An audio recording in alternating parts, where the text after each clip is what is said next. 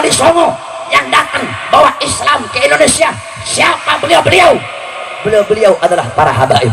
Bahkan jalurnya Wali Songo sama kayak saya, dari jalur Ammul Faqih bin Smith, Al-Aidid, Al-Haddad, Bafaraj, Wali Songo, itu jalurnya sama. Al-Baiti ada dua, ada Al-Baiti Asgaf, ada Al-Baiti Ammul Faqih. Itu jalurnya sama dari Ammul Faqih. Nah, kalau nggak ada para habaib ini, kalau nggak ada dzurriyyah Nabi, kita orang nggak bakal kenal Islam. Kita masih nyembah pohon kalau nggak ada para habaib. Betul? Betul.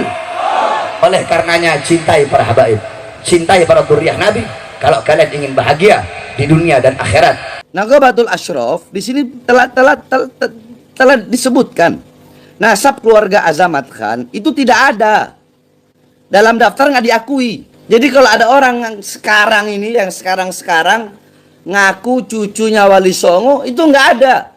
Sekalipun ada dari pihak ibu, bukan dari pihak abah. Kalau dari pihak ibu terputus.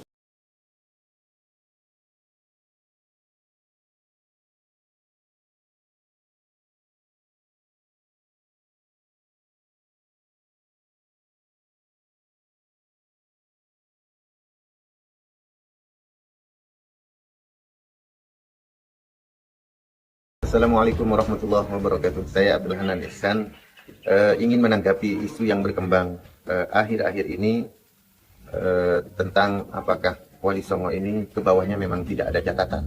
Ini mencatat silsilah tiap generasi ke generasi. Hanya memang di luar mungkin berkembang seakan-akan keturunan Wali Songo tidak mencatat itu, karena untuk mencatat silsilah ini ada syarat-syarat khusus, dan pencatatan silsilah itu sudah dimulai sejak masa Mbah Sunan Ampel. Jadi yang mencatat pertama silsilah keturunan Wali Songo itu adalah Raden atau Syekh Suluki atau Syekh Suluki.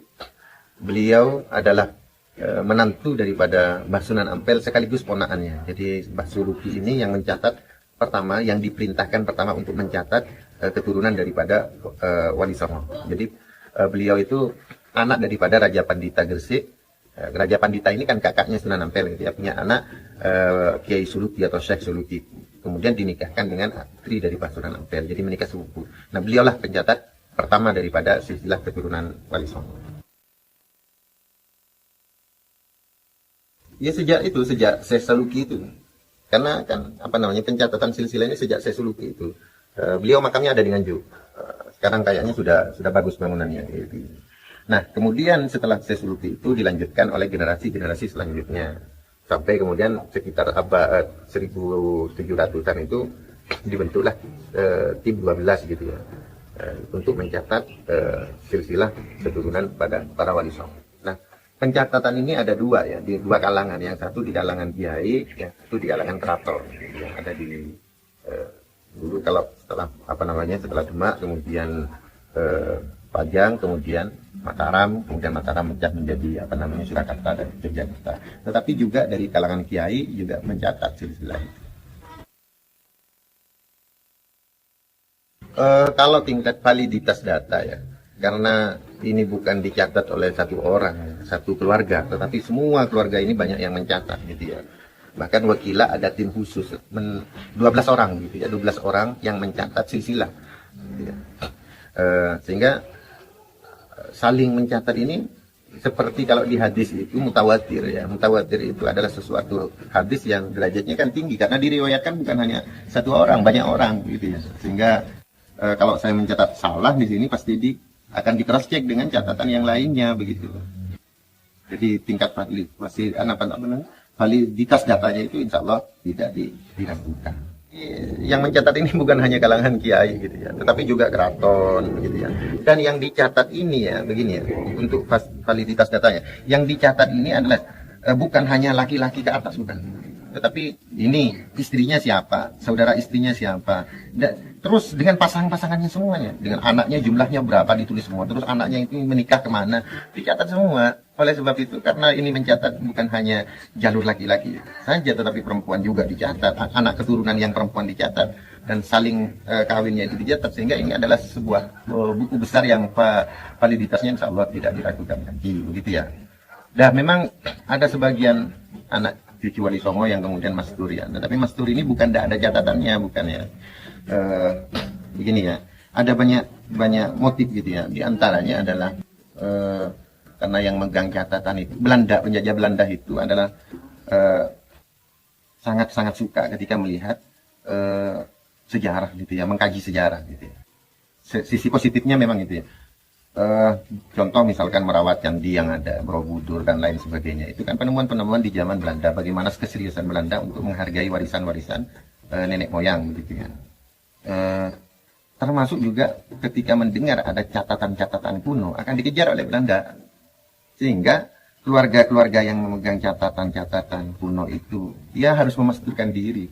Kalau tidak begitu maka ini akan catatan-catatan kuno ini akan dibawa oleh Belanda sebagai bahan kajian. Memang akan ada manfaatnya manuskrip itu terselamatkan, tapi kita tidak akan punya apa-apa gitu, tidak bisa mengkaji gitu ya.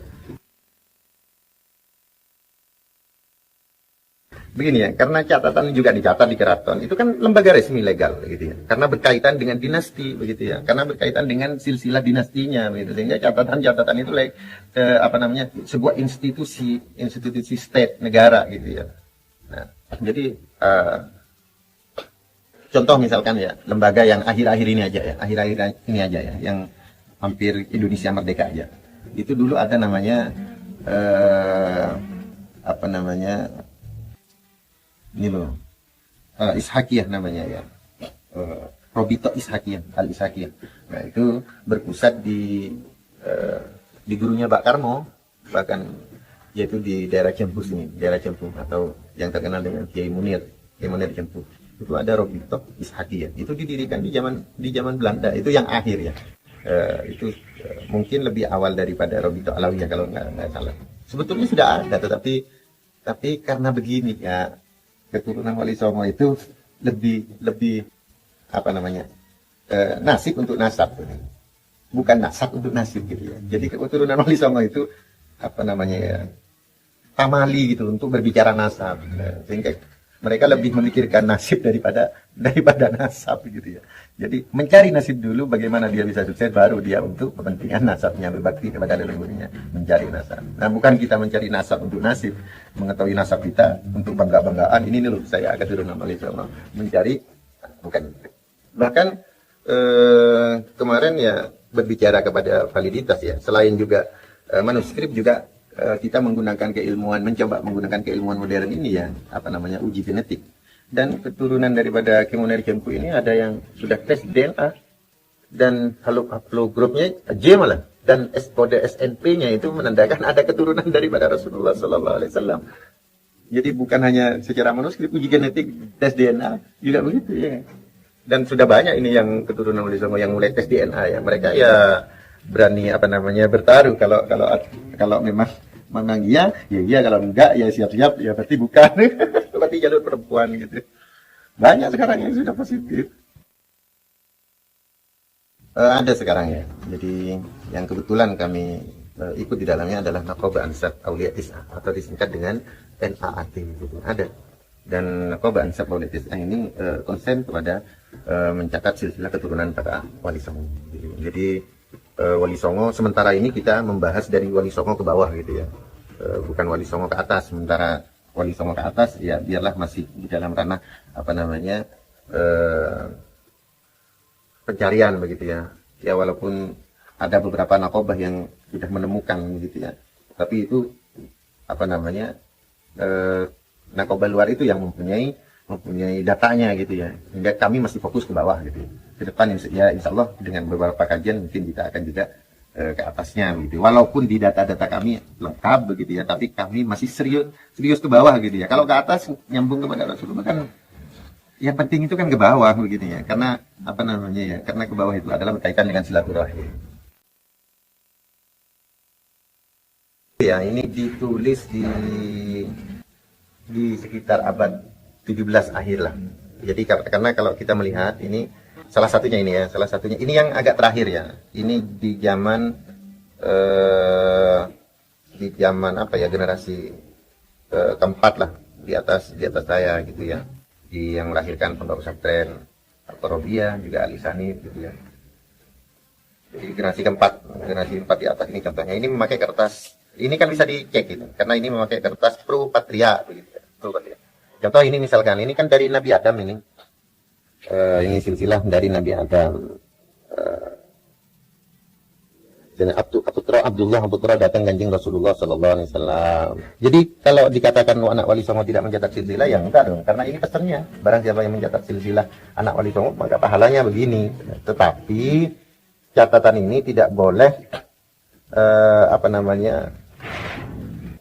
diketahui oleh generasi yang muda selama belum menjadi orang yang bertakwa kepada Allah. Jadi silsilah itu baru boleh diberitahu ketika sudah menjelang dewasa, sudah menjadi orang baik-baik. Kalau masih anak-anak tidak boleh. Makanya anak-anak masih belum boleh mengetahui gitu ya.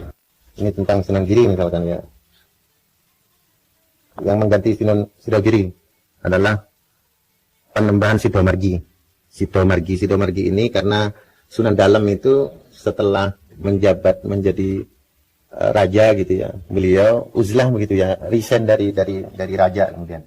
Kemudian lami-lami surut Sinuwun Sidomargi kang anggota si keratoni Sinuwun Praten, kemudian diganti oleh Sinuwun Praten. Ini silsilah contoh. Sinuwun kawistu aputra saking garwa Patmi. Ini dari istri pertama Lelimo, ada 5, yaitu Panembahan Emas Witono, Panembahan Elor, Panembahan Dukut. Yang perempuan Pak Pangeran Arukan lan Pangeran Alukan. Nah ini putra saking Garwo Anom, dari istri yang kedua. Istri muda. Panembahan Wewungkul. Nah, ini Panembahan Wewungkul. Tinuburaken ing puloni Bengawan Bonokromo. Panembahan apa? Bonokromo itu sekarang menjadi Wonokromo. Sunan Bungkul. Nah, jadi kita kan dulu nggak tahu siapa Sunan Bungkul itu ya. Ya, jadi ini manuskrip kuno ini dikatakan adalah putra dari Panembahan Sinuwun Kawistu, dari istri yang kedua Sunan Bungkul itu. Nah ini dikuburakan ing Puloni Bengawan Bonokromo. Jadi dulu nulisnya Bonokromo gitu. Ini contoh yang generasi mulai abad 17 ke Banyu Ayu. Nuli Agarwa Mali saking desa Sokah. Ini ke Abdul Adim ya. Ini anak-anaknya dari istri yang ke berapa ini? Yang kedua dari desa Sokah, mempunyai anak Nyai Sekar Bungo, Kiai Mohari, Kiai Nawa, Kiai Batu Kolong, Kiai Tafsir. Terus tiap nama ini anak-anaknya dicatat semuanya di sini. Tafsir Kiai Ahmad ini semuanya bilang jejer. Ini Kiai Saliman, Aputra Benjur Saliman, ing Ngorkolak, ada di Ngorkolak. Aputra Modin, ing Angsokah, ora duwe anak putu. Nah kalau tidak punya anak keturunan ditulis ora duwe anak putu. Ya Absa Ngorkolak. Ini sebenarnya. Nah ini contoh ini ya, validitas data ya. Kitab ini kan dari grupnya ayah saya, tetapi mencatat dari grup ibu saya, gitu ya. Ini kakek kakeknya ibu masih dicatat di sini, tapi masih kecil ini. Ini Dini Pentera Abdul, yaitu andune putra papat, Nyai Bedria, Pentera Kafi, Pentera Ismail, Nyai Seriman. Nah ini yang ke bapak nanti, Pentera Ismail ini ke bapak. Jadi satu keluarga ini mencatat keluarga yang lain begitu ya. Jadi validitas datanya itu. Jadi ini catatan yang kuno begitu ya. Begini ya, untuk manuskrip itu banyak ya. Jadi tetapi untuk menulis nasab itu memang tidak sembarang orang gitu ya. Hanya tertentu gitu ya. Nah, selain manuskrip juga ada kitab-kitab juga gitu ya. Ya macam-macam gitu loh. Ini cerita juga tentang banyak ya. Kalau ini kertasnya beda-beda ya. Kalau ini kertas daluang, ini kertas daluang dari kayu. Kalau tadi itu kertas Belanda ini.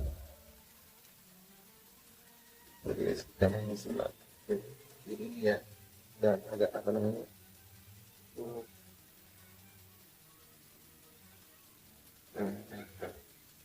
Kalau ini kertas daluang ini.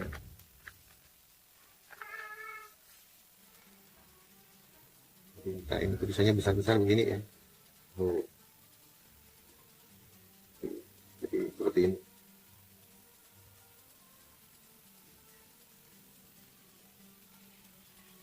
Ini apa ya? Nah, ini manuskrip yang lebih kuno. Ini yang lebih kuno. Ini tadi manuskrip tentang apa namanya Nyai Kumala. Nah ini manuskrip tentang Putra Menggolo dari yang putranya Mbak Cendana Pancitana Lake. Jadi, ini membahas yang Lake ya, manuskrip tadi manuskrip ini. Nyai Cendana dari istri Nyai Omben mempunyai 4 anak yaitu Putra Menggolo, Aputro Menggolo, Kiai Koneng sedulure, terus Putra Menggolo Kang Anom. Ini kita pilih yang lebih kuno.